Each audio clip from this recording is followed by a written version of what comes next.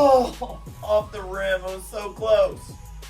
Ever been anywhere and saw a player or a team celebrate a little too early? We'll check out a few examples of that.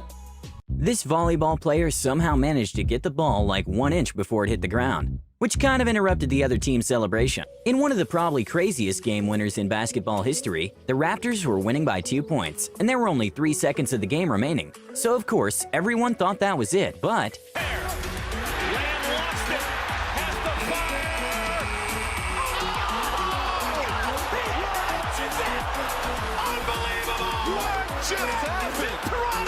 Lamb's just got to throw it up. Yep, it's good, Jack. okay, this one is hard to catch, but after this crazy touchdown, fans were celebrating like crazy, just to realize moments after that it wasn't actually a touchdown. It was also quite interesting seeing the emotional turnaround after the refs noticed the ball was dropped moments before the player crossing the line. This stacking competitor quite literally celebrated too early when he did his personal record, but forgot to click the button.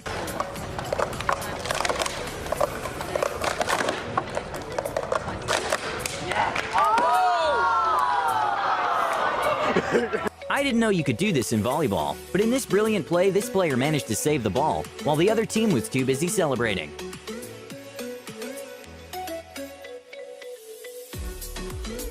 After what looked like quite a painful catch from the goalie, he decided to prematurely celebrate the catch, just to regret it seconds later. In this insane match of young basketball players, the team already started celebrating because there were only 3 seconds remaining, and they were winning by 2 points. But one of the players threw an insane shot.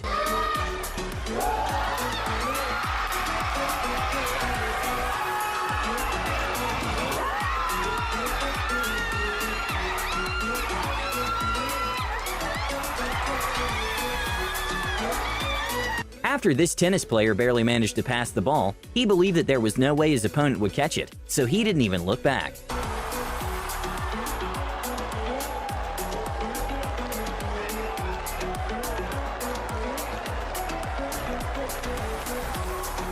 NBA player Nick Young celebrated a three-pointer a little too early.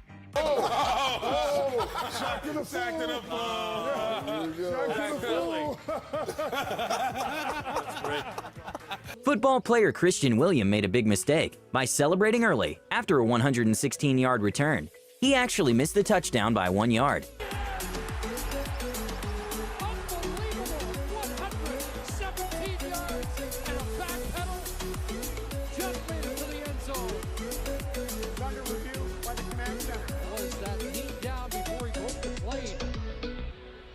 Down before he crossed the goal line. This basketball player decided to celebrate victory a little too early by just throwing the ball to the air with 2 seconds left. I can't even imagine the talk the coach gave him after the game. Continues. Peterson. Got it. I don't believe it. I don't believe it. Is it good if it goes? We got to check it out. If it's good, we're going into overtime. A Hail Mary 3 by Mo Pete. I don't believe what I just saw. Onions, baby, onions. So if you're watching this video on the night that it dropped on YouTube, that would mean that today's date is June 3rd. However, I did not record it on June 3rd because something very important actually happened on June 3rd. And I am actually not even in Cape Girardeau on June 3rd. Want to know what happened on June 3rd? June 3rd was the day that my wife and I celebrated our 25th wedding anniversary. You know what that means? That means we old, first of all. Second of all, it means we've been married a long time. Anyway, today's our 25th wedding anniversary, so we got out of town for a few days, but I wanted to go ahead and record this bad boy ahead of time so that you guys would have a video to watch, and I hope that you're enjoying it tonight. So, for tonight's game, you know, we've played games before where they're called Nailed It or Failed It, and basically I show you a clip, and then you have to vote. Did they nail whatever they were trying to do, or did they fail it? You know, like going up for some kind of basketball shot. Did he make it or not? Whatever. And then also we watch a bunch of Dude Perfect stuff where they make all these crazy trick shots. Well, I decided to combine those two in my very own version of PD Nail It or Fail It edition. So, here's what's about to happen. I'm going to show you a clip, and you have to vote. Nailed it or failed it. I will pause it halfway through. You'll get a chance to put your entry in, and then boom, I'm going to hit play and show you what happened, and you get to keep track. Possible of 10 correct answers if you get them all right. Nailed it or failed it, PD edition. Let's roll it! All right, so here we go. Question number 1, PD version, nail it or fail it. So here's what I'm going to do. I'm going to start in the hallway. I'm going to come in the doorway. I'm going to turn about right here. I'm going to take my shoe off in the air. I'm going to do a fadeaway shot into the trash can and then fall onto the couch. Nail it or fail it.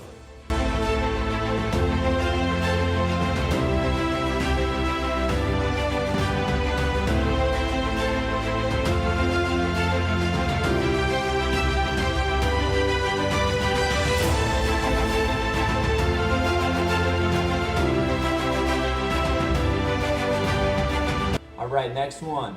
Can I score the green and white ball without hitting my phone? Here we go.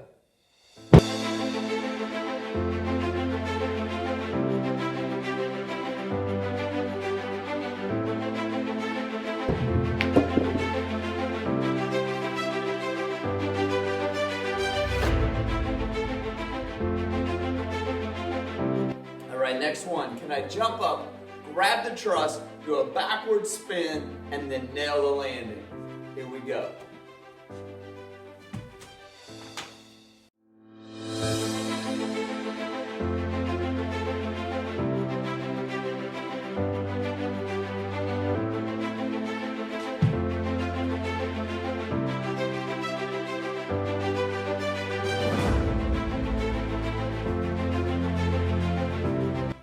All right, here we go. Can I make it into the trash can from the stage? Let's go.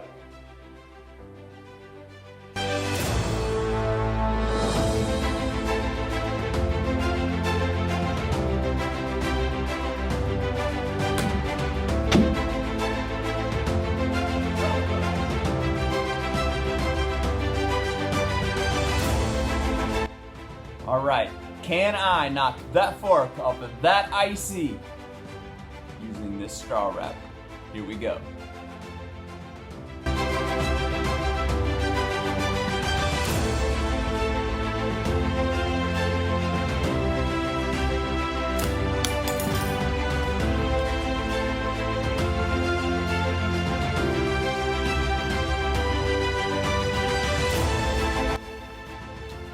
I'm not gonna lie, that was such a good shot.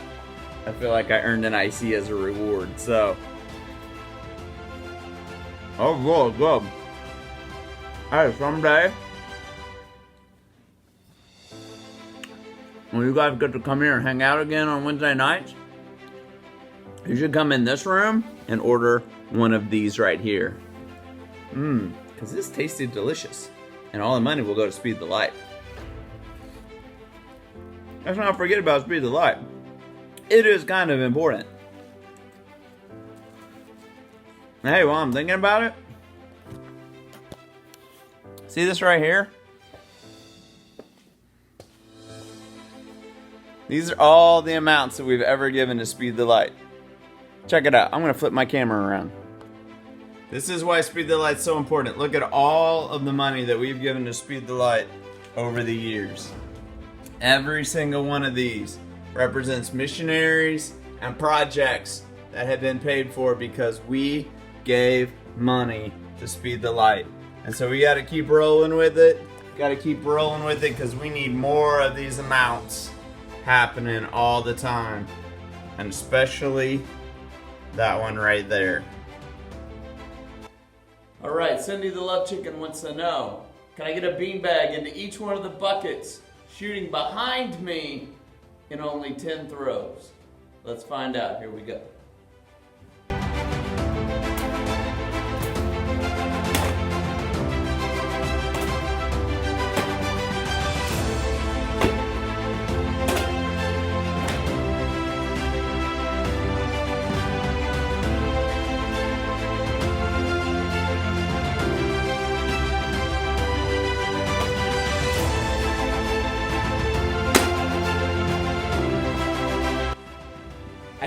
this stinking close. Right here.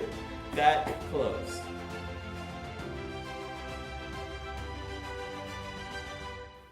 Also, just for the record, if Caitlin is watching tonight, she smiled a minute ago when I said Cindy the Love Chicken. Wanna know how I know that? Because she smiles every single time I say Cindy the Love Chicken. So she's smiled 2 more times since then. And she's probably smiling right now since she just got called out. Hi, Caitlin. Alright, we all know that monkeys love their bananas. The question is, can I take the banana away from the monkey while wearing a Christmas hat with this homemade spear while laying flat on my back? Here we go.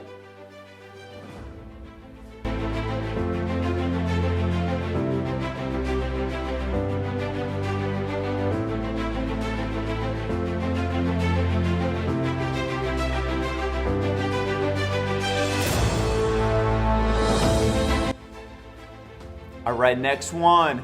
Can I hit my iPad with a beanbag from across the room? Let's go.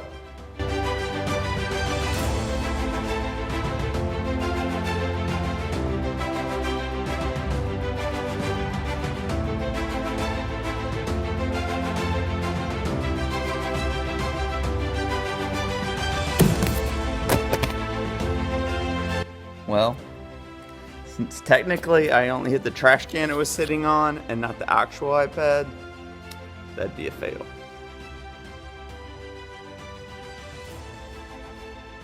All right, can I knock down all 3 pins with an upside down shot? Here we go.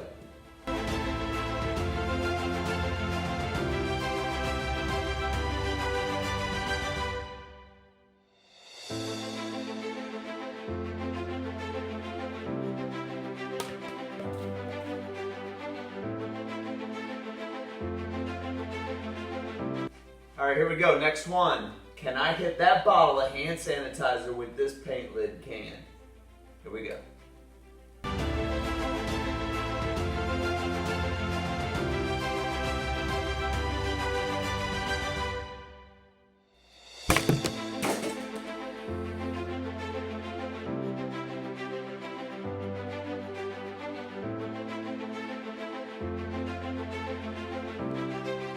Literally crushed it. I hope you guys even had half as much fun playing that game at home as I did making it here. That was my favorite game ever. Anyway, so just a quick thought again on Speed the Light tonight. A quick shout out actually to Caleb Rowley, who has been selling candy bars for Speed the Light. He turned in his money yesterday. And so that's a little bit more money towards our goal. So thanks, Caleb, for doing that. That's awesome. I hope you guys out there are doing some amazing things for Speed the Light while you got the chance, so that when time comes, boom, we can make a big old Speed the Light offering come the first time that we get back together. That would be amazing. So for tonight, last week we watched a video that kind of talked about 2 really main points, was forgiveness and racism. And tonight, we're going to kind of hit those same 2 topics again, but we're going to kind of take it even another level deeper. And the video tonight is the story of a white neo-Nazi supremacist and a black parole officer. And you can actually watch as they begin to tell the story of their interactions and how God really uses this woman, especially kind of at the end of the video, just to really minister to this man God's already been working on his heart. But you can see at the end, man, as she's just kind of telling him God's word and how God can forgive him. You can just see the man's he begins to change as God begins to do that work in his life. So it's really cool. So check out this video, and I'll come back and wrap it up at the end. I was 12 years old. I finally got me a black friend. No animosity, nothing. We were thick as thieves. We got along great. He invited me over to his house. His mom says, I don't want that blue-eyed devil in my house.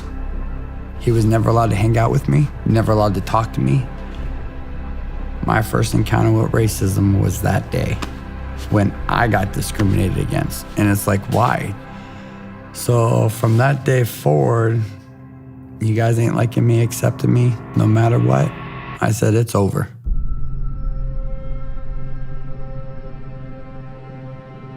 By the age of 15, I'm cooking methamphetamine, and I started getting very, very active with a lot of neo-Nazis. Started getting involved with higher-ups, started rallies, started handing out pamphlets, going to state capitol, doing all that stuff.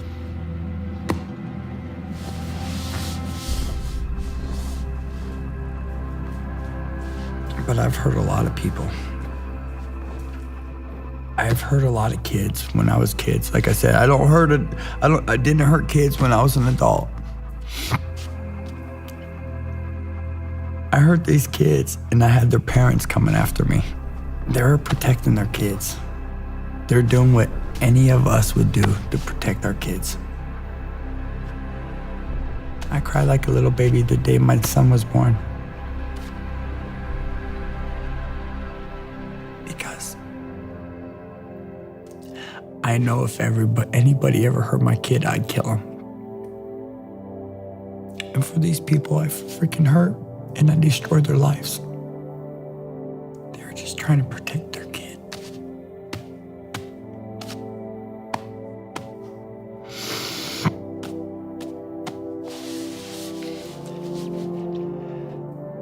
That's when I knew I had to walk away. I had to walk away. I couldn't do it no more.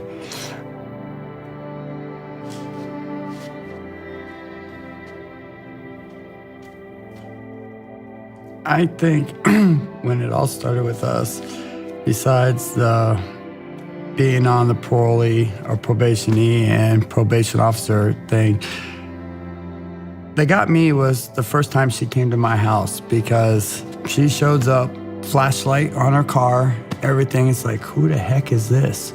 Gained a lot of respect for her, because I've never had, not even my own race, not even my own people come to my house by themselves. She showed up that day, and it opened my eyes that she had some courage. I had an idea of who he was by looking at him on paper. Saw the tattoos and the file. And my gut that day wasn't saying, don't go there by yourself. I listened to my gut. If I ever get that feeling, that intuition, I just say, I'm not gonna go there today. But that day was, okay, yeah, it was nighttime. And I looked around, nothing looked sketchy. And you see how I'm dressed when I go out in the field. I look like a SWAT team member. I know that all too well.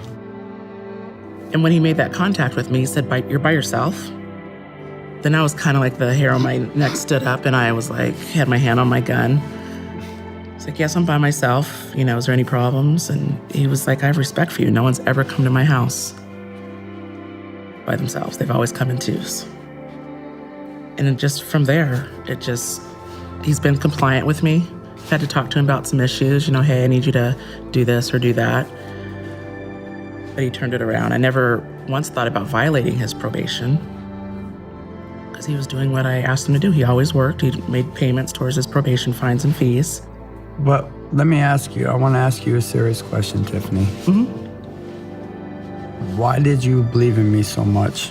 Why did you keep coming back? Why did you want to help me to change? That's not your job. That wasn't your job. It is my job. That's why I do my job. Your job is to make sure I'm abiding by all the laws and not messing up, committing crimes, and doing my obligations. But you put forth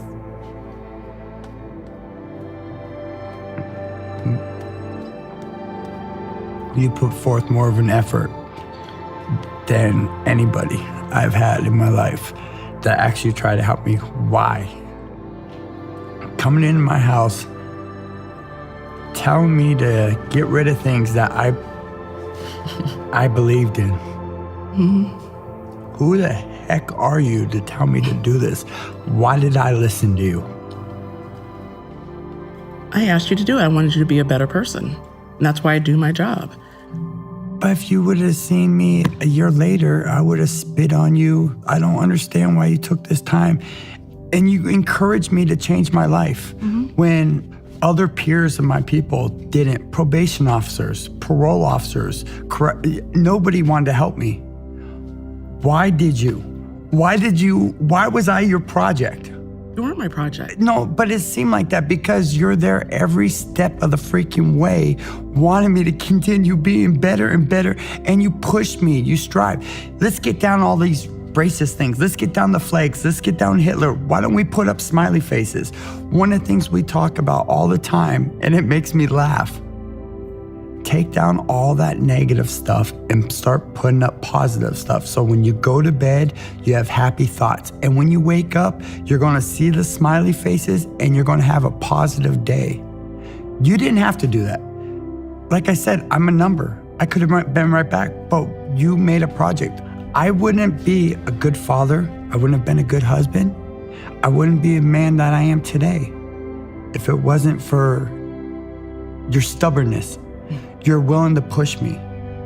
I don't get it, but I'm very thankful that day you came to my gate.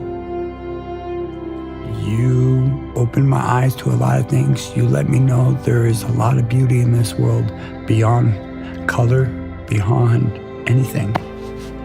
You know, because you showed me more love than I got from my own race, my own culture. Yeah. I'm not sure if I've ever told you, but I love you. You've helped me. You've changed me. The things I've did in my past, the people I've hurt. That's in the past, Michael. You can't. Listen to me for a second. The children and adults that I've hurt back when I was a child and as an adult. How can somebody love me for that? How can somebody respect me and accept me for the things I've did? That's why I've had all that hate in me. Because who would want me? God. Man upstairs, you have to believe God has had some strong power, force. I don't know if it's me that had to come into your life to break down those walls, to bring love into your heart. But that's what it is. I honestly believe that. 2 years ago, I would have told you you're a liar. But since I've had time to do things and seeing and being blessed with all the people I've been talking to and meeting, I'm a firm believer of that now. It's just with everything I've been through, I'm actually being at peace with myself. I'm feeling good with myself, and I hate to say it, I got invited to church when my kids were out there, and I felt comfortable and relaxed when I went there. I felt at peace. These last 5 years, my sense of purpose and faith and with the Lord has grown tremendously. And it's hard for me to understand, fathom, why do I have my clients, not just Michael, but I have a lot of my clients telling me, Tiffany, without you, I wouldn't be where I am. And that's hard for me. I don't understand that. What have I done? But I have the strong belief that the Lord is using me As a host. for Him. Michael, I'm going to tell you how the Lord feels about you. He sees you as, or He saw you as a young boy. And He's seen you grow into a man. He wants you to spread His word of love, acceptance, forgiveness. And you question how you can be forgiven. He forgives no matter how bad our sins are. You have to forgive yourself. I forgive you.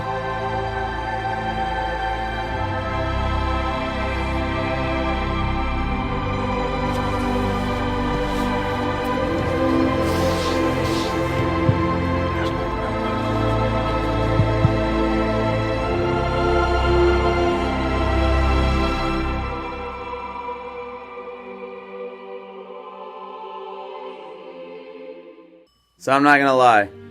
I kind of teared up when I watched that because it was really just a good reminder to me that God can take any heart, no matter what a person's done or what bad decisions that they've made, and He can capture that heart, and He can forgive everything they've done, and He can turn that heart from a heart of stone back into a heart of flesh.